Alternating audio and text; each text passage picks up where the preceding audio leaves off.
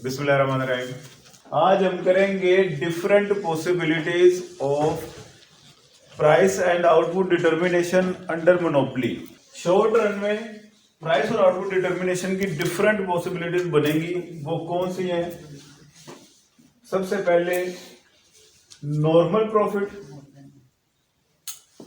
एक एब normal profit, एक नॉर्मल लॉस, एक एब नॉर्मल लॉस। ये चार पॉसिबिलिटीज आपको परफेक्ट कंपटीशन में भी मैंने बताई थी। तो सबसे पहले जब monopoly firm normal profit gain करेगी, उसको डायग्राम से शो कैसे करेंगे? वाई एक्सिस पे हमारे पास है marginal revenue, average revenue, marginal cost, average cost. X axis पे हमारे पास है आउटपुट, जिसे क्यू से भी रिप्रेजेंट किया जाता है। मार्जिनल रेवेन्यू की कर्व ये जरा स्टीपर है। एवरेज रेवेन्यू ये मार्जिनल रेवेन्यू की हमेशा ऊपर होगी कर्व। सही है। प्राइस और आउटपुट डिटरमिन कहां पे होगी, किस पॉइंट पे होगी, उसका फार्मूला यही है। बेशक परफेक्ट कंपटीशन हो, मोनोपोली हो, मोनोपोलिस्टिक कंपटीशन हो, जहां पे मार्जिनल रेवेन्यू और मार्जिनल कॉस्ट कर्व एक दूसरे को इंटरसेक्ट करें। मार्जिनल कॉस्ट की शेप वही रहेगी, बेशक परफेक्ट कंपटीशन है, बेशक इम्परफेक्ट कंपटीशन है। क्लियर बात? अब मार्जिनल कॉस्ट मार्जिनल रेवेन्यू को कहां पे इंटरसेक्ट कर रहा है भला? इस पॉइंट पे। इस पॉइंट पे नीचे वाले पे। तो इस पॉइंट पे इंटरसेक्ट कर रहा है, इसको मैं नाम दे रहा हूं ए का, और इसी पॉइंट को ड्रैग करता हुआ नीचे ले आऊंगा, क्योंकि नीचे आउटपुट है, और ये पॉइंट हमें बता देगा कि आपने इतनी आउटपुट सेल करनी है। मोनोपोली फर्म ने आउटपुट कितनी सेल करनी है वो डिसाइड हो गया। अब इसी पॉइंट को ड्रैग करता हुआ ऊपर लेके जाऊंगा। ये जो एवरेज रेवेन्यू कर्व है, इसे मीट किया पॉइंट ने, इसे मैंने नाम दे दिया बी का। यहां पे आपकी P1 प्राइस निकल आई। अब कैसे पता चलेगा नॉर्मल प्रॉफिट है कि एबनॉर्मल प्रॉफिट है? जहां पे प्राइस डिटरमिन हुई, अगर तो एवरेज कॉस्ट कर्व उसी पॉइंट से टच करती हुई गुजरे तो उसे बोलेंगे नॉर्मल प्रॉफिट है। अगर तो एवरेज कॉस्ट कर्व आपकी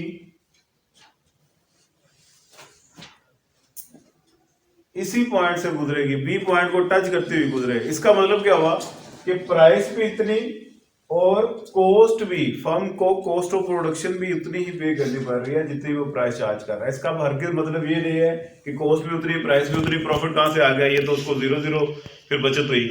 लेकिन इसका ये मतलब नहीं होता प्राइस और कॉस्ट कर्व एक दूसरे के इक्वल हो। इसका मतलब है यहाँ पे फर्म को हमेशा मामूली मुनाफा आ रहा होता है, बिल्कुल जीरो नहीं होता वो। क्लियर होगी बात? इसी डायग्राम के एक्सप्लेनेशन बना लेंगे, जो भी आपको मैंने बता दिया इसे आप वर्डिंग में बना के लिख।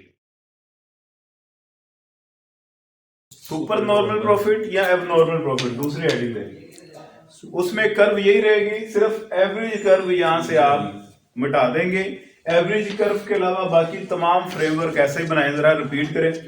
सुपर नॉर्मल प्रॉफिट में एवरेज कॉस्ट आपकी इस बी पॉइंट से नहीं गुजरेगी, बल्कि इस बी पॉइंट से नीचे आ जाएगी।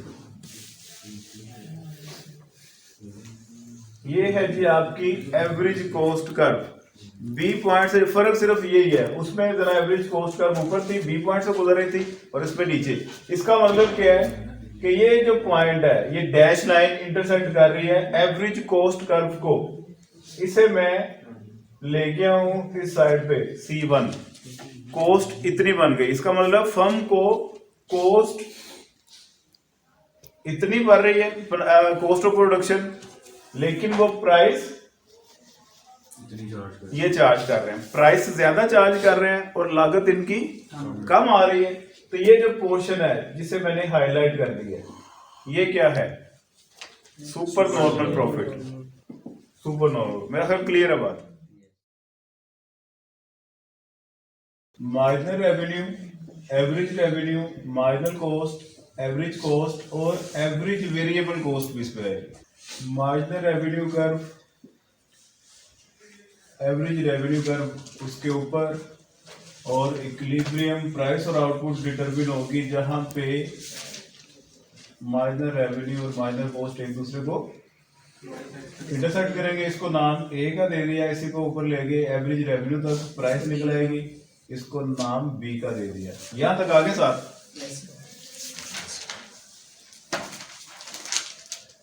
एवरेज कॉस्ट कर्व अगर तो इस बी पॉइंट के ऊपर चली जाए, इसका मतलब कॉस्ट ऑफ प्रोडक्शन, चीज बनाने की लागत वो ज्यादा फर्म को पे करना पड़ रही है, लेकिन वो प्राइस कम चार्ज कर रहा है। जैसा कि एवरेज कॉस्ट कर्व अगर आपकी ये बन जाए, इसमें क्या हुआ, इसी पॉइंट को बी को मैं ड्रैग करता हुआ ऊपर ले गया और एवरेज कॉस्ट कर्व का इंटरसेक्शन बना इस पॉइंट सी पे। इसे मैं ले आया हूं वाई एक्सिस तक, तो ये आपकी आ गई कॉस्ट, एवरेज वेरिएबल कॉस्ट ऊपर लिख लेते हैं। ये आ गई आपकी कॉस्ट। कॉस्ट फर्म को इतनी पे करनी पड़ रही है और फर्म प्राइस कम चार्ज कर रही है, जो कि मोनोपोली में आमतौर पे होता नहीं है। आमतौर पे मोनोपोली एबनॉर्मल प्रॉफिट ही चार्ज करती है और लॉस की सूरत जरा कम है। लेकिन बहरहाल शॉर्ट रन में पॉसिबिलिटीज डिफरेंट जब देख रहे हैं तो एक पॉसिबिलिटी ये बन सकती है।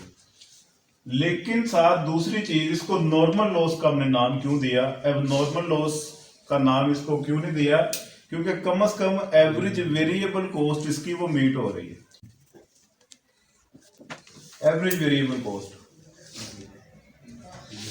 और ये है इसके वेरिएबल एक्सपेंसेस। फर्म को कम से कम फिक्स कॉस्ट जो सी है, एवरेज फिक्स कॉस्ट वो पल्ले से डालनी पड़ रही है, उसके वेरिएबल एक्सपेंसेस मीट हो रहे हैं।